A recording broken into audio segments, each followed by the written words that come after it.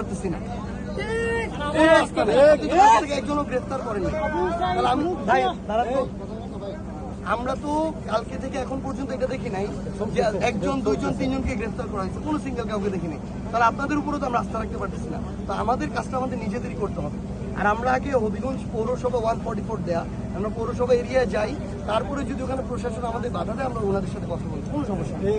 এখন এইখানে আমাদের কারণ কি? আমাদেরও একটা কাজ আছে। আমাদের কাজটা হলো যে সকল লোকেরই আসলে এরকম নিরাপত্তা দিতে পারে। তাছাড়া ওই জায়গায় গেলে আমাদের এলাকাটা বিকৃত হতে পারে, এলাকার আইনশৃঙ্খলা পরিস্থিতির অবনতি তৈরি হতে পারে। এবং এই পরিপ্রেক্ষিতে এখন যেহেতু এখন 144 তো আমরা চাচ্ছি না আপনাদের সিকিউরিটির ওখানটা হোক বা ওখানটা পরিস্থিতি কোনোভাবে।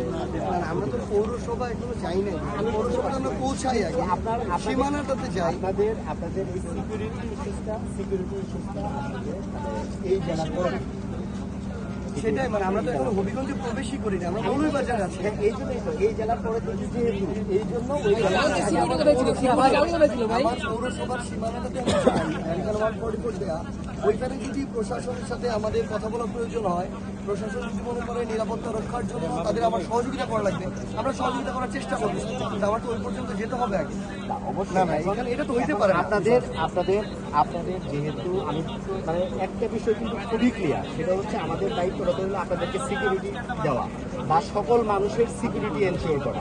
এখন যেহেতু কালকে একটা ঘটনার পরিপ্রেক্ষিতে এখানে একটা পরিস্থিতির উদ্ভব হয়েছে, তো আমরা আপনাদের সিকিউরিটি পারপাস এবং একই সাথে ওই জায়গার পরিস্থিতি যেন আনওয়ান্টেড অন্য কোনো ভাইয়ের যেন ওইরকম চোখ কান নাক হোক না কেন হ্যাঁ ওইটা এনশিওর করার জন্যই মূলত। কারণ ওইটা করেন আসলে আপনারা, যেটা সমস্যা হয় গতকালকে আমরা এটা দেখছি, মানে আমাদের উপর আক্রমণ করতেছে, যারা আক্রমণ করতেছে তাদেরকে প্রতিহত না করে এক সাইডে সরে যাচ্ছে। আক্রমণ দেখলে পুলিশ যদি এক সাইডে সরে যায় তাহলে তো হবে না। গতকালকে যদি ওইটা হইতো তাহলে কিন্তু এটা হইতো না।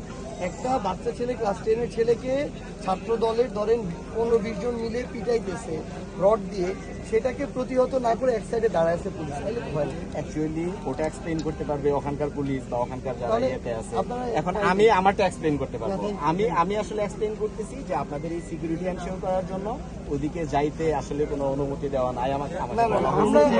আপনাদেরকে আমরা ফুল সাপোর্ট দিব, ফুল সিকিউরিটি দিব, কিন্তু ওদিকে গেলে আপনাদের সিকিউরিটি বিঘ্নিত হতে পারে, ওখানে একটা অপ্রীতিকর পরিস্থিতি তৈরি হতে পারে।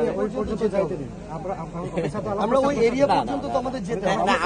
আমার স্যার বলছে যে ওখানে ওইরকম অনাকাঙ্ক্ষিত ঘটনা সম্ভাবনা সেটা আমরা জানি, বুঝছি, বাট আপনাদের তো দায়িত্ব হচ্ছে আমাদের নিরাপত্তাটা নিশ্চিত করা। আমার মৌলভীবাজারের ভিতরে যদি এরকম কোনো কিছু না হয় তাহলে তো সেটা শুক্রিয়া। ওই নিরাপত্তা নিশ্চয়তার জন্যই অ্যাকচুয়ালি আপনাদেরকে ভাই, আপনারা আমার মনে হয় গাড়িতে উঠেন।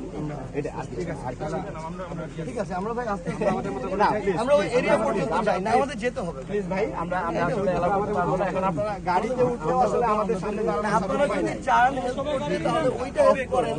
যারা এই ধরনের সন্ত্রাসী কার্যক্রম করতে চাচ্ছে তাদেরকে সব গাড়িতে ঢোন। আমি কথা বলছি। না না প্লিজ, আমি আপনাদেরকে ব্লার করতেছি, আমার ডিউটিটা আমাকে করতে হবে। আমার যাতে কোনো সমস্যা না হয়। ওইটাই, তাহলে তো আমাদেরকে আটকাইলে হবে না। যারা সমস্যা করতে চাচ্ছে তাদেরকে আটকাইতে হবে। এক্স্যাক্টলি, আমরা ওটাও করতেছি। আমাদের লোক যারা আছে সব গাড়িতে উঠি।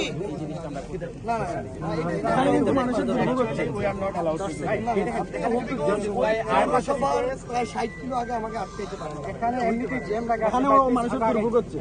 না দুর্ভোগ হচ্ছে ওটা আমরা এখানে 144 না ভাই, এখানে 144 যে জায়গায় সেই জায়গায় আমরা আসলে এলাও করতে পারবো না। তাহলে আপনারা এই মানুষগুলোকে আটকে রাখবেন, এতগুলো মানুষকে আটকে রাখবেন না। এটা তো আপনি আমাদের রিকোয়েস্ট করতে আমরা তো করবো, কালকে মৌলভীবাজার করবো। ভাই, আমরা মৌলভীবাজারে আপনাদেরকে ফোন করে আপনাদের এখন থেকে রাইট নাও। আমি আপনাদেরকে প্লিজ বলতেছি, আপনারা তো বলতেছেন, আমিও প্লিজ বলতেছি, আমার ডিউটিটা আমাকে করতে হবে। আমার ডিউটিটা আমাকে। আমাদের ওয়েতে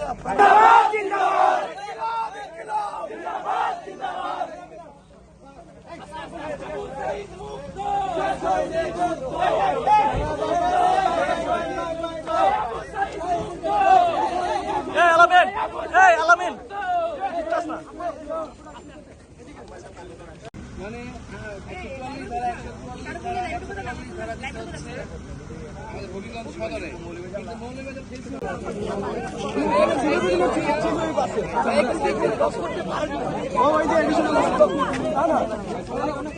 আতঙ্ক হচ্ছে প্রশাসন নিয়ন্ত্রণ করবে, আতঙ্ক আমরা কেন নিয়ন্ত্রণ করবো? আতঙ্ক প্রশাসনকে এখানে আপনার মৌলভীবাজার কত পাবেন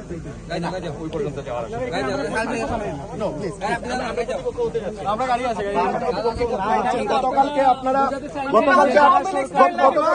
শেল্টার দিলেন, আজকে আমাদেরকে আবার থামায় দিচ্ছে। আপনারা যে বিষয়টা দেখাতে চাইছেন তারা সরকারি আমরা যাবোই, আমরা যে কোনো মূল্যে পাবো। সহযোগিতা আপনাদেরকে করতে হবে। আমি